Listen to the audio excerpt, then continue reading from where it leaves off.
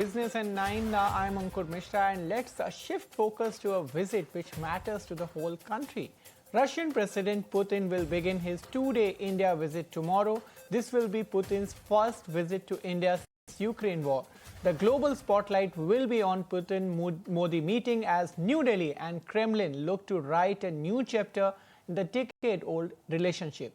The US, which has harping about India's oil purchase from Russia, will be closely watching the developments too. We are joined by Rajan Kumar, Center for Russian and Central Asian Studies. Let's go across to him. Welcome, Mr. Kumar. I want to understand from you first, what does the visit signal amidst geopolitical flux and expectations in terms of outcomes? I think, the first and foremost, there are bilateral aspects, but also there are geopolitical aspects. So far, bilateral is concerned, as you said, that this is the 23rd summit meeting, and India has annual summit meeting, but only a few countries. Russia is one, and Japan is another. So from that perspective, it is important, but also because this is a time of war, as you know, that Russia, is fighting a war with Ukraine. So that becomes important. Trump has put tariff on India, and in that context, the diversification of India's foreign policy. So that is important. And also, because for the last 3 years, he was not coming for the annual summit meeting, and he's coming again. So it's a kind of, restoration of the ties that we had earlier during the COVID period or the earlier. So very important signaling is also happening from India to, from both Russia and India to the West. Russia is trying to say that Russia is not isolated, but President Putin is being welcomed by an important country, the important democracy of the global South. So he is not isolated, and India will send a message that India's foreign policy will not succumb to Western pressure. So there is some strategic communication which is involved here. So both the countries are trying to communicate to the West that either we are independent in our foreign policy, and from Russian perspective, President Putin will convey a very strong message through this meeting to his own population, but also to the international community that Russia is welcomed in the global South. So from that perspective, it's very important. And again, bilateral issues, there are a number of issues which need to be discussed, and they will discuss. Energy is the most important issue from my perspective, because India has been importing more than $50 billion of energy. And if you see the last year figure, 2024, and now Trump has sanctioned two of the important companies of Russia, Lukoil and Rosneft. And after that, the main importer of from Indian side, the Reliance will not be importing that much of because of the fear, secondary sanctions fear. How do these countries navigate through this? Can they continue importing? What would be the implications? Is there a way out? So these are the issues which would be discussed. But apart from that, there are military aspects of it. Military aspect, if I tell you, then there's the issue of S-400, the missile defense system, which was used very effectively by India. Yeah, so defense, there's energy, and also one important aspect which has not been covered in the media, I'll tell you, is the issue of labor migration from India to Russia. Russia is looking for a large number of workers in its industries, and Russia does not have workers. So if you see the last year figure, even some of the Russian reports are saying that Russia has invited nearly 1 lakh people from India who are working in construction sector and textile sector in Russia. So that is another opportunity which is opening up. Till now, our people were going mostly to the Gulf countries as workers, but now Russia is also opening up. So these are the major issues which are likely to be discussed. Apart from, there are a few more issues like India Eurasian Union free trade, and then you'll also hear something about international north-south transport corridor, etc. So these are the broader issues. Yes. Right, as you mentioned about energy related talks and the expectation with respect to these talks, given US pressure, Russia's keenness to increase trade, and how will India balance its priorities and navigate this terrain? I think the energy trade will certainly be impacted, partly because the importing which is being done from Indian side, as you know, they are private companies and they have international exposure. They are scared of any secondary sanction. So expect energy imports from Russia to decline unless until they find ways to circumvent this sanction. or the way there are certain mechanisms, but which through which the same amount of energy cannot be imported. Russia has this what it calls what is used by the Western media as shadow fleet. So through that, some import will continue, but buying directly from these companies would be difficult. Let me tell you, Lukoil, the major one private, one Russian government, this company. From there, it would be difficult because they have been sanctioned by the United States and the Western countries. And the Indian private companies will not be taking that risk because they have this global exposure. So there is a possibility. What, for instance, what China does. Let me tell you that China will, just allocate one company which is trading just with the two countries, say China and Russia, and they're not engaged in international trade.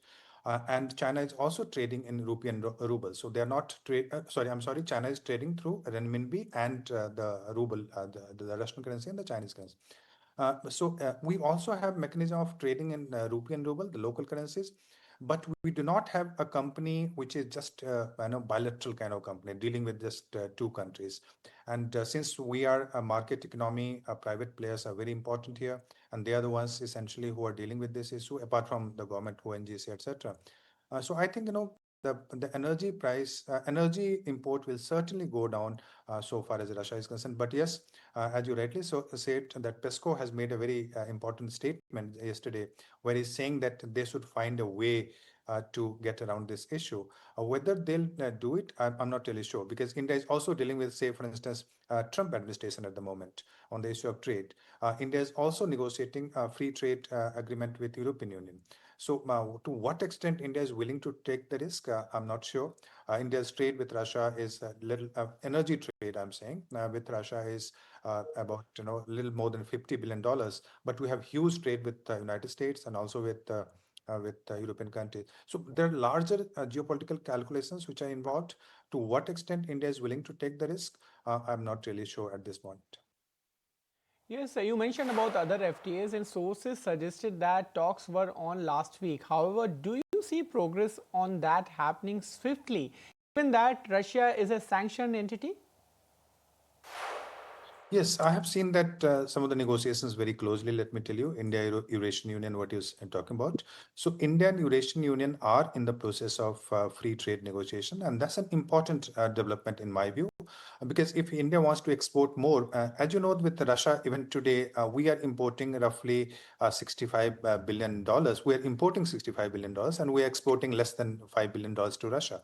So we need to expand our exports to Eurasian country, not only Russia, but also to Central Asian states. And for that, in my view, this agreement with Eurasian Union would be an very important development. The progress, technically, what has been made is this. Our Ministry of Commerce has already signed this called terms of reference, which is an important step in when you talk about the free trade agreement. So that has been done, and now further negotiations will continue.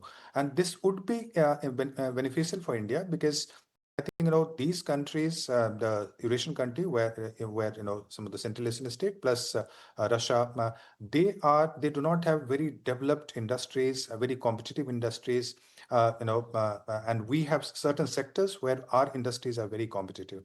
So we should try to get our footholds in Eurasia. Our trade is very low at with the Central Asian states. And Eurasian Union until now has not signed a free trade agreement even with China because these countries fear that China will start dumping its products in Eurasian countries. But what we need to be careful when we're signing this free trade agreement with Eurasian Union, that these countries should not start exporting, sending their products, Chinese products to India through that free trade route. So we have to be cautious and careful. But in my view, that's an important development, and this issue will certainly figure out very prominently in the business forum meetings, etc., which will take place in the next 2 days. And also related to this is the issue of international north-south transport corridor. As you know, one of the challenges for India when it comes to sending product to Eurasian country, Central Asia or Russia, is that and there is a blockage. Pakistan will not allow our products to be sent through the Pakistani route. So as a consequence, we are looking for an alternative route, which is International North-South Transport Corridor, INSTC as they call it. It's a multimodal kind of transport, and this organization where we are planning to send from either Mumbai or Gujarat to Bandar Abbas in Iran, and from Bandar Abbas to what you call Rast. Rast is the one the last point of Iran, Rast, Astra, and then to either through Caspian Sea to Astrakhan or through the Azerbaijan Baku route to Russia, and then from there to Moscow and St. Petersburg. That route is the most. It will reduce the time from 45 days to just 20 days. So that's an important Right. route. But what I'll tell you that this eastern route, which is Central Asia, KTI they call it, Kazakhstan, Turkmenistan, and Iran, that has become operational. But Rast Astarara rail line is still not complete. So INSTC can expand India's outreach in the Eurasian region. Mr. Kumar, let's draw your attention towards trade deficit too, because that's a major concern for India, which Russia agrees with. President Putin has also spoken on addressing that. What deliverables do you foresee being offered by Russia in terms of addressing the trade deficit? There are three issues related to this. First is a trade deficit, as you know, from India's perspective, is very, very important. And India has been raising this issue in all its forums with Russia. We, as I said, out of 70 billion trade that we have with Russia today, last year, 65 billion of import is from Russia, or that we import from Russia, and only 5 billion of export that we are doing to Russia. So how do you cross that? So there are. And the interesting thing is that this is also related to what you call it rupee ruble trade. And now a lot of we want to pay in rupee, and we have agreement to pay in local currency. But Russia says that you should pay in some hard currency, because that is the only currency that can be used for Russia's war and Russia's other costs. So that those issues are related. What we are saying that the some of the money, some of the Russian amount which is accumulated in the Indian bank. So Russia either can invest in India, and also Russia should consider taking more products from India, because but Russia also had some very high tariff barriers and very high non-tariff barriers also there. If you have time, I can give you an example that for a very long time Russia was not buying banana from India because of certain size and certain kind of chemicals being used for banana and some other fruits. The same fruits were selling in the European market, but Russia was not accepting it. So it had put some non-tariff barriers also on India. But now what has happened with the opening of the trade route that I told you through this north-south transport corridor and other routes. So India sent its first supply of grapes to Russia. So Indian grapes are now available in Russia. Now it's trying to send banana, etc. So it's trying to diversify its export market, and there is a possibility. And the two countries will certainly be discussing this issue very prominently. Also, what Russia is doing, that Russia last year, if you see the figure says that more than 1 lakh Indian workers are now working in Russia. And that's a new development. Earlier, it was not the case, the development of the last 2 years. So remittances will start coming from there. And some of the tension which is there on the issue of trade deficit, etc., that will, I think, diminish if these developments take place. And on the matter pertaining to defense as agenda, the Russian side said acquisition of 400 and Su-57 is on the agenda. However, Indian government sources have not indicated so. How will this aspect be looked at when the meeting happens? This will certainly be the part of the discussion. Is already a part of ongoing discussion, let me tell you. But there'll be no deal. There'll be no announcement of any deal on the either issue of Sukhoi 57 or on the issue of S-500. This is still at the stage of very early stage, very nascent stage of discussion.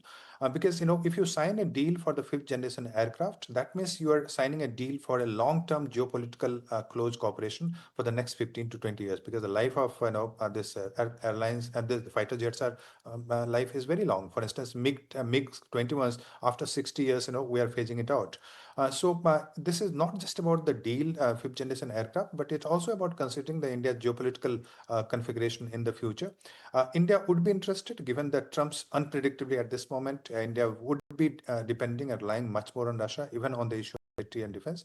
But yes, India is discussing the issue of this S-500 plus Sukhoi 57. S-500, as you know, S-400 is the this missile defense system which was used very effectively against Pakistan. So we have 3, and we are planning to have 2 more in the next few years. But also there is a possibility that we can again import more S-400s and possibly collaborate on the issue of S-500 for the future, because Russia needs money and we can provide the money. We need that kind of missile defense system, which we don't have. So we would like to collaborate, but that collaboration has to be some joint collaboration rather than just buying and selling kind of thing. So we're looking for that kind of ops. All right, Mr. Kumar, thank you so much for taking out time and joining at this hour and explaining the rationale behind this meeting. And we all will be watching for that meeting which starts tomorrow. With this,